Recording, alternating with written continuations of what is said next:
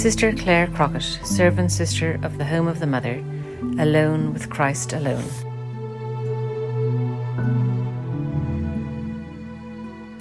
Chapter 8, A Generous Beginning.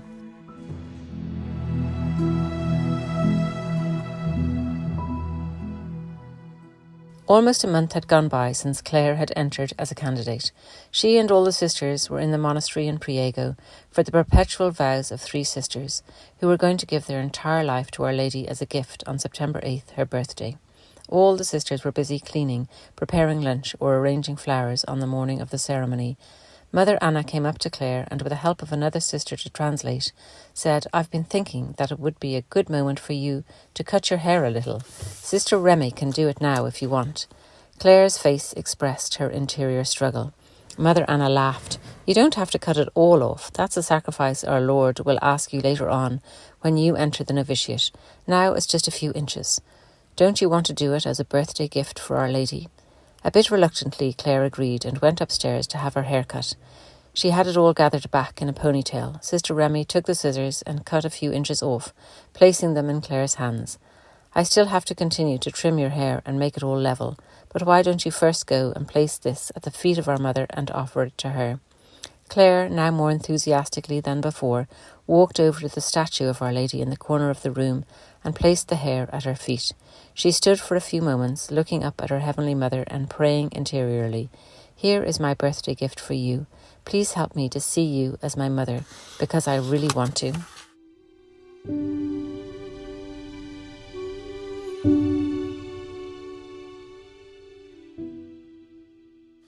Clare began her life as a candidate with great eagerness and generosity. It was not always easy for her to let go of her independence, however. She had to learn to use her freedom to do what God asked of her through her superiors in every moment, and not just what she felt like doing. After an initial struggle, which was often manifested exteriorly in these first months, she would obey because she truly desired to do what the Lord asked of her. She had a firm will, though perhaps too much trust in her own willpower. Our Lord would little by little purify her of this. Her time as a candidate was split up between helping the sisters in their small printing press, where the Home of the Mother magazine is printed, working in the garden, doing construction work for the new novitiate, and receiving spiritual and intellectual formation. During her first months as a candidate, she prayed with perseverance, asking our Lord to purify her and cleanse her. She wrote this reflection: "I don't seem to be thinking as far ahead as much, and little by little I'm becoming detached from my attachments. Lord, I need you to help me to become totally detached from everything." St. Ignatius of Loyola, in the first annotation to his spiritual exercises, explains that the purpose of the spiritual exercises is to prepare and dispose the soul, to rid itself of all the disordered tendencies, and after it is rid, to seek and find the divine will. At the beginning of the spiritual life, this is what the soul must do. Clare, as a candidate, also had to remove the attachments or disordered affections from her heart so that she could love God first and foremost, and then all other persons and things in him. It was a difficult task. The criteria of the world were still very present in her soul, but she was open to our Lord and asked for his help. Little by little he started to transform her. The Virgin Mary would be key in her spiritual transformation. As members of the Home of the Mother, we live a filial relationship with the Blessed Mother, experiencing her presence in our daily lives. We ask her to live among us. Her Immaculate Heart is a stable refuge for all of us. Her heart is our home. Clare longed for this sincere and intimate relationship with Our Lady, who in turn began to grant her this grace. Clare spontaneously turned to her Heavenly Mother for help to overcome difficulties and endure purifications in her daily life. "In this prayer I have spoken to Our Lady, our loving Mother, so sweet you can't resist, and Our Lady spoke to me, saying, 'Our Lord is happy with you, but he will be happier when you become better. Our Mother, help me to become a grateful and loving child of yours. My devotion to you is not half as generous as your devotion to me. Your pure love for me has often gone unnoticed and unrepaid. I desire now to make reparation for such deep ingratitude. You are indeed the perfect Mother. Help me to abandon my daily faults and follow you at last along the way to God." One extra support for Clare in her spiritual life was her protector saint. Father Raphael gives all the members of the Home of the Mother a protector saint, and Clare's was Saint Therese of the Child Jesus. Saint Therese seems to have been very present in her life even before meeting the Home of the Mother, as she is the patron of her youth group in Derry, COR. Her family also had prayed a novena to Saint Therese when Clare left home, requesting Clare's return. It seems that Saint Therese responded in quite a different way by strengthening Clare in her vocation. Saints grant only the petitions that are in line with God's will and our own true good. At first, Clare had a hard time connecting with Saint Therese, who was such a good girl and was very sweet and dainty. Nevertheless, Clare would ask her for help. For example, in the midst of her prayer to our Lord in her notebook in September of 2001, she writes, "Saint Therese of the Child Jesus, to help me in the printing press." And as the years passed, she developed a strong devotion to Saint Therese, realising that even though exteriorly she might seem dainty and girly, interiorly she was as strong as a lion. Many young women came to spend time at the casita when Clare was a candidate. She had an amazing gift to get along with everyone, no matter the culture or the age. She knew how to make them feel welcome and at home, and would always find a way to make them laugh if they did not quite fit in or found things difficult. Intellectual and spiritual formation is a priority in the life of a candidate. In addition to daily formation meetings with Father Raphael, Clare had Spanish classes, weekly formation meetings for the candidates, and catechism classes. She had a thirst to learn about God and the religious life. While working in the printing press, she would make up songs to memorize the commandments and the sacraments. She always said she had never learned these basic truths of the faith as a child, or if she ever had, she had long forgotten them. While I was in the casita with her, she would often approach me to ask about her theological doubts. How can God be three in one at the same time? Aside from asking me questions, she also loved playing jokes on me, and not just on me. One day she and Bernadette Clare, a young Irish girl who had arrived in Spain in January of 2002 to stay with us for several months, were outside working and I was inside the casita studying. Clare told Bernadette, "I've got a plan. Go and ask Kristen if I can use her computer. She's going to ask what I need it for. You tell her that you don't know and that she can come ask me. I'll be waiting here with the ladder." Bernadette agreed and went running to the casita to tell me Clare wanted to use my computer. The fact that I reacted exactly as Clare had expected goes to show not only how well she knew me personally, but how perspicacious she was as she got to know people. "What does Clare need it for?" I asked, and just as Clare had planned, Bernadette went on to say she did not know and invited me to go ask Clare myself. As I came up close to the corner where she was working, all of a sudden I saw a ladder fall and Clare with it. I was scared to death. "Clare, are you all right?" And then she burst out in laughter. She had thrown the ladder to the ground and acted as if she had fallen. That had been her plan from the beginning. She would often come up with games for us to play during meals. One day she wrote all of our names on a piece of paper and we each had to pick one. We then had to pretend to be that person during the entire meal. She was to imitate Sarah Lozana, a candidate from Spain, and Bernadette had to impersonate me. Clare was obviously the first to start speaking. She began with a typical phrase that Sarah always said, since she was so attentive to what others needed. "Does anyone want more bread? There's more, not to worry." Just with that first sentence, we all started laughing. Then Bernadette started imitating my frequent asthma attacks. While the others laughed, Clare did not forget that she was Sarah and continued to be Sarah, not giving way to the laughter like the rest of us. The conversation had been in Spanish up till then, but now she turned to me and said very calmly, just as Sarah would have done, "Kristen, do you want some water?" This just made everyone else laugh even more. Finally, Clare herself broke into laughter as well. Clare would make up personalised songs for the sisters or for different occasions. She had a song to encourage the candidates who returned to classes at the university on Mondays. She also had a rather ridiculous short rhymed tune for almost all the sisters. Here are a few examples. Hermana Rocio, the former of the candidates. This woman is a saint. You can tell by looking at her face. Now she's 35 and that's really old. Hermana Rocio, servant sister of the home. Sister Grace, the crazy nun from outer space. She was from there, but now she's here. So with our Lord, she has no fear. Diddy-do. Hermana Letty. She loves spaghetti. She is from Mexico. She eats really slow. She works in the imprenta. Her favourite colour is magenta. She also came up with a song to teach children to offer things up to the Lord. I'm sure that it helped her to do so herself, since Bernadette remembers singing this song with Clare during the construction work. When I'm happy, when I'm sad, when I feel good or I feel bad, when there's sun or when there's rain, when I win or lose the game, this is what I say to the Lord. To you I offer it all, to you I offer it all. She came up with a character named Carlitos, a cross-eyed little boy with a runny nose. She would start talking like Carlitos at any moment, even as we were getting ready for bed. We would then join and speak as if we were his parents or siblings, encouraging him to get ready for bed quickly, to be patient as he waited for the bathroom, etc. She later added a new character named Nicosia, who was an obnoxious little girl, a friend of Carlitos. It was amazing how she could switch so effortlessly from one personality to another.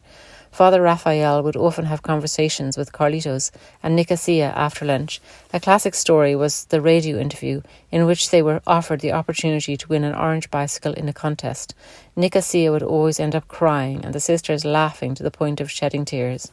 Clare loved to see us laugh, and she truly brought joy to the community. However, she was conscious of the fact that her intentions were mixed. Part of her wanted to be the centre of attention. She had loved being in the spotlight ever since she was little, and it was not easy to purify this desire. Sister Karen McMahon, who was Clare's former during her second year as a candidate, remembers encouraging her not to act out her Carlita's character unless she was explicitly asked to do so by Father Raphael. For sure, Clare made an effort to practice Sister Karen's advice immediately, and in fact, as time went on, we all noticed how she became more and more reluctant to do Carlitos. While in prayer, Clare writes to our Lord about her desire for purification. I have spent so long, most of my life, wanting to be the centre of attention. Now I want to be humble, to have humility, but still be recognised. I love you, Lord. I want to love you more. I want to abandon myself completely to you. Little by little, he started purifying her and teaching her true humility. She began to discover her own weaknesses and her nothingness and how dependent she was on God. He began to transform her, also in her feelings and affections. She was no longer as sure of herself as before.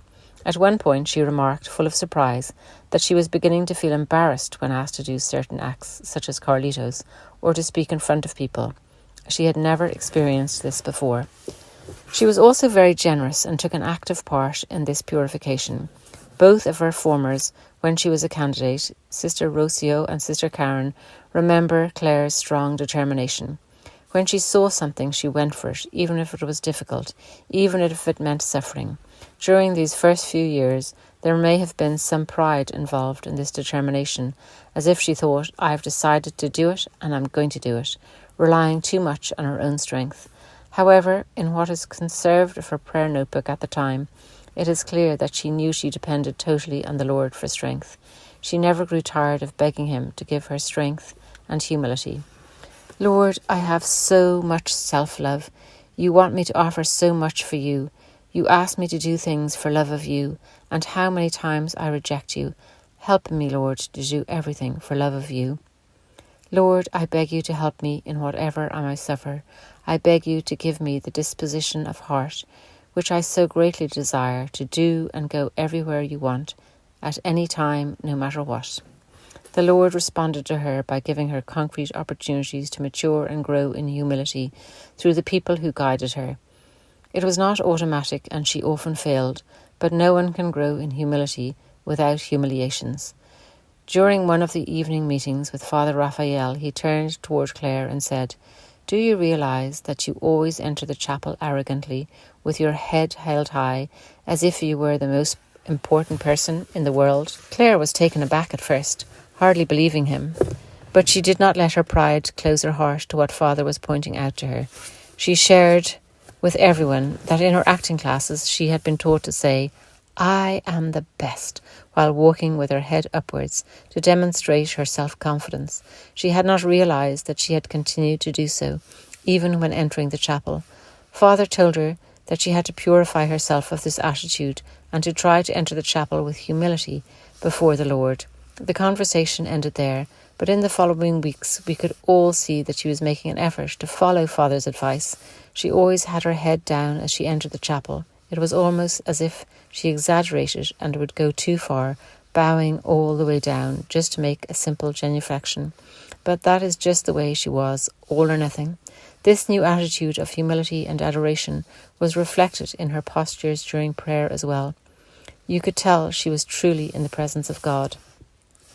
Working in the printing press was also a school of humility. The machines, though high quality, were rather outdated. The ink was added manually, and the quantity of each colour had to be estimated and then tested. As the combination of the colours was tested, the patience of each sister or candidate was as well. Sometimes many test pages had to be printed before the perfect combination of colours was produced. Because the paper was expensive and the resources were scarce, this was often a frustrating process, especially at the beginning. Each magazine was hand-collated and stapled. Despite their dedication, the names of the sisters and candidates who work in the printing press appear nowhere. Nothing less rewarding and more hidden to the world than working in a printing press. Clare had grown up in an environment where hatred and violence were commonplace. Our Lord now had to give her a new heart, teaching her how to love without exception. One sister always wondered why Clare presented herself as Irish and not English. Was she not from Northern Ireland, which belonged to the United Kingdom? She naively asked Clare one day, "But is your passport British or Irish?" Clare clenched her teeth and silently looked at the sister in the eyes. After a few seconds, she responded, "If you were to ask anyone else in my family that question, they would kill you." And she turned and walked away. Obviously, the sister who had asked the question had no clear idea of the historical conflicts in Northern Ireland or how they had impacted the local population and their national identity. She did not know about the Good Friday Agreement in 1998, which put an end to the Troubles and permitted the Catholics to have an Irish passport. She did realise, however, that her question had been offensive and made sure not to bring the subject up again. Clare was just as friendly as ever the next time she saw this sister, as if nothing had happened. The impertinent question hurt her in the moment, but had no lasting effect on the relationship. In prayer, she would ask the Lord, "Help me, Lord, help me, Lord, help me, Lord. Let me love those that I have difficulty with. Let me love them, Lord. Let me love them, Lord." She needed to learn to love all the sisters the Lord had given her, but also to remove any trace of hostility whatsoever from her heart. One English sister, Emma Haynes, recalls that she never noted any difficulty in the relationship with Sister Clare throughout the following years. Our Lord truly gave her a new heart. Although it may come as a surprise, it was hard for Clare to leave the sheltered environment of the casita and accompany another sister, even just to the grocery store, for example. There was always music playing in the background, and often the songs were in English. She knew them all, and they brought back memories of her worldly life, the parties she would go to, her friends, her plans. She resisted firmly, but the fact is that Clare always had a song in her head. She needed to purify herself of all the worldly music. In the casita, we would often listen to music from Catholic artists doing chores. In this way, she had good songs stuck in her head, which helped her purify her mind from worldly music. She was always humming and would often suddenly burst out into song. The new music lifted her soul upwards to prayer instead of distancing her from God. Our Lord also began to detach her from her own exterior image. Before entering as a candidate, she was very conscientious about the way she dressed. She had always declared that her favourite red leather coat would take her to stardom. Now she wore what the sisters gave her, hand-me-downs from previous candidates. There was one particular sweater or jumper, as she would say, that she simply could not stand. Jokingly, she would convince the girls that her grandfather wore one just like it. When, during a Home of the Mother activity, a young woman told Clare that her sweater reminded her of her own grandfather's sweater, Clare could not wait to tell the rest of the girls. She managed to tell the story in such a dramatic way that the entire casita ended up laughing almost to tears. She often used jokes to hide things that were difficult for her. It was her way of avoiding a complaint. She truly wanted our Lord to help her set her vanity aside and grow in love for him. She made an effort to overcome other bad habits, such as biting her nails. Ever since she was little, Clare had always bitten her nails to the bone. She wanted to stop, but it seemed impossible. Father Raphael advised her to try wearing gloves to break the habit. Clare did not hesitate to put his advice into practice. Since the gloves reminded her of mimes, when she ran into a sister, she would often randomly start to act like a mime in a silent comedy. The gloves, however, only worked while she was wearing them. She never quite overcame that habit.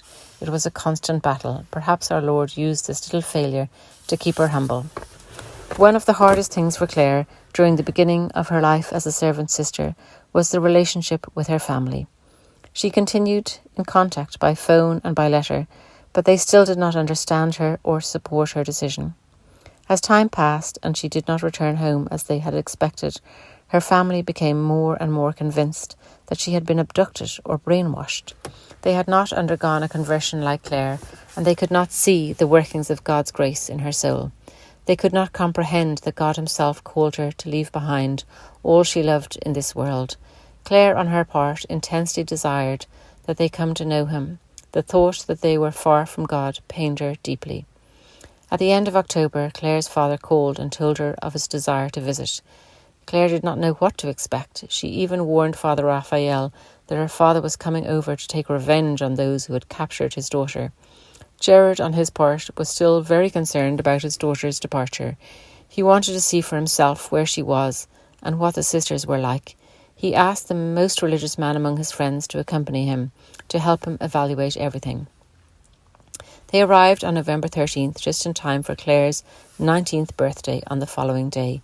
At first, Gerard did not want anyone to pick him up from the airport, but the sisters insisted. Clare went with another sister to pick them up. She had mixed emotions and was very nervous about how her father would react when he met Father Raphael and the sisters. However, Gerard had a great time, laughing and getting to know all the sisters. He found his daughter as bright and bubbly as ever, and he could see that she was truly happy in spite of the material poverty she had chosen. He was moved to tears when the other candidates sang a song they had prepared for Clare on her birthday. Several times throughout the visit he offered his daughter a cigarette, but she would firmly respond, "I'm a candidate now and I don't smoke." On the last day, as he was saying goodbye, perhaps to lighten the tension of the moment, Clare asked him, "Where's that fag you offered me before? Can I have one?" And laughing, as he went to get on the plane, he responded, "No, it's too late now. You already said no." On the plane back to Ireland after the 3-day visit, his friend told him, "Gerard, I think it's a good thing she's doing." This truly eased his worries, and his heart was a lot lighter going home than it had been on the way there. The months continued to pass, and Clare spent her first Christmas with the sisters in Spain.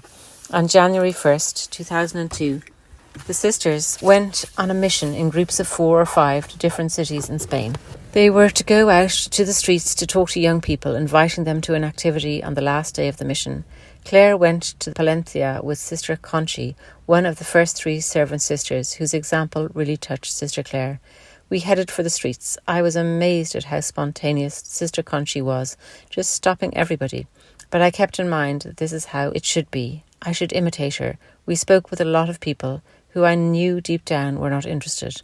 I learned not to judge by looks because we had received a few surprises. And after a full day of apostolate, she adds, "We had a lot of fun. I felt myself to be braver." She would take advantage of every experience to learn and grow. While in Palencia, her group stayed with a community of Augustinian sisters. The community was very alive and vibrant, and Clare truly enjoyed conversing with the sisters. It was hard for her to leave and return to Zurita. When we left today, my heart was in my throat. I did not want to leave. It was very hard.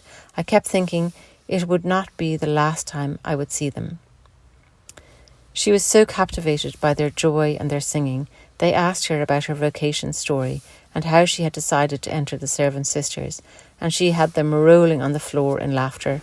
When leaving Palencia, she was confused and went through a small crisis in her vocation. She had felt so good when she was with the Augustinians. Maybe that was really her place. She realised she needed help and decided to open her heart to Father Raphael about her doubts. After some time of discernment, Clare would conclude, "At the end, I realised I was attracted there because I was the centre of attention.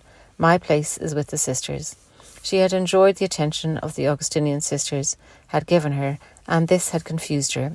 In the home of the mother, she had experienced this attention as well at the beginning, but that was now wading off. She had become a normal member of the community. The devil, who loves to appear as an angel of light, wanted to distract Clare from her true call.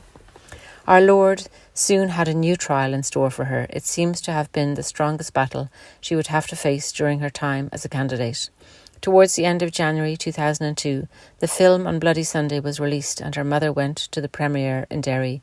This was Clare's first moment of fame as an actress. The rolling had taken place a year before, and finally the film was finished. Margaret spoke to the film's casting director, who had become Clare's agent shortly after the recordings. She spoke to him about how her daughter had gone to Spain to become a nun, and he immediately decided he would try to contact her to convince her to return. He called in the evening when we were all in the sisters' first house in Zarita for the formation meeting and mass. The phone was in the entrance, right outside the dining room, so we could hear how Clare's tone of voice, with her strong Derry accent, started to rise as the conversation progressed. When she hung up, she came in and, with her characteristic spontaneity and openness, told Father Raphael and all the sisters the entire conversation. Her manager had told her all about the film's premiere and how he now had a new role to offer her. This time it would not be just a small role, as in the first film. This new part would open the doors for her to ascend the ladder of success. Hollywood was just around the corner. He insisted that it was time for her to come down to earth and to leave her mad idea of joining a convent in Spain. She could even use the money she would earn for a good cause by giving it to the sisters. Clare had valiantly defended her vocation during the entire conversation and had even hung up the phone on him toward the end. Nevertheless, the conversation had greatly affected her. She turned to Father Raphael and asked him, "And if I were to go back and just do 1 or 2 big movies, I could then bring you all the money for the Home of the Mother, for activities." Father looked at her in silence with a gaze full of paternal affection. He then repeated the words that the devil had used to tempt Jesus: "I will give you all this if you fall down and worship me." Clare understood.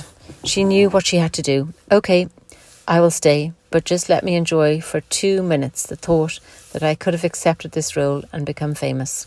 She would later often express her immense gratitude to Father Raphael for his guidance. He never doubted that God's hand was truly behind her vocation, and his confidence gave her great strength in moments of difficulty. Her manager continued to call during the next few weeks, but in the following conversations she always remained firm. Everything she had ever wanted was dangling on a hook right in front of her eyes. The temptation was strong, and the interior battle raged on for some time. The idea that she could act in movies to make money and help others came back again and again. Plus, she would be famous. Our Lord helped her to understand, however, that even if the end was good, to help others, the means she was to employ were not those that God wanted her to use. She would only truly be able to help others if she did God's will. She refused to give in to the temptation to follow the fame her heart continued to desire. She had found true love in our Lord. He was the only one who could satisfy her and fill her heart. She resisted the temptation, but the Lord had more trials related to acting in store for her. We have seen that Clare had a set plan about how to reach fame. She did not want to be a presenter, but an actress. She had never wanted to work in children's programmes or to do the voice of puppets or marionettes, since she considered this to be the lowest and most humiliating performance possible. Real actresses had talent for much greater things, but this humiliating task is precisely what the Lord was now going to ask of her. Around the year 2000, a Catholic television studio closed down and offered us all their equipment. Father Raphael had often felt the call to work with the mass media. He knew it was a great way to reach young people, and he saw this offer as a sign from our Lord that this was indeed his will. We began to learn how to use the cameras and the editing programs. One of the first projects was a program entitled Hogarialandia for children. There was to be a section with games, and we needed someone to dress up as a butterfly named Pinturina to give the prizes to the children who won. And who was chosen? Clare. As she was very spontaneous in her reactions, it was obvious she did not like the idea at all. She would come and tell us, "Can you believe it? I'm going to dress up as a butterfly." She accepted it only out of love for our Lord and for the salvation of souls. This desire to do God's will is what always gave her the motivation and strength. Shortly afterwards, she was also to act in a soda can costume for a programme to teach children English. In an email she wrote me for my 17th birthday, when I was in the States for an exam, she told me about the recording. Guess what? On Friday, we're going to tape Fizzy and Chip. How lucky, right? Long live the will of the Lord. The funny thing is that neither of the two programmes were ever finished or broadcasted. Our Lord just used them for her purification and sanctification. They were opportunities he gave her to show him her love. I would like to conclude this chapter with a prayer Clare wrote in the form of a poem. It expresses what was in her heart during these 2 years. Perpetual pardon. Every day, my Lord, I fall, your weakest daughter with imperfection after imperfection. Only on you, good God, can I call. You, my only consolation. You love me amidst my failings, when my heart seems hardened, and you forgive me, O Lord, with your perpetual pardon. Unhumble as I am, I come before you, imperfect though I may be. You love me more. You, my Father, the one whom I run to. When I knock, when I yearn for you, you open the door. Lord, there you find me, heart filled with sorrow, and you comfort me, O Lord, with your perpetual pardon. You cleanse me, Lord, with your perpetual pardon, and you forgive me, O Lord, with your perpetual pardon.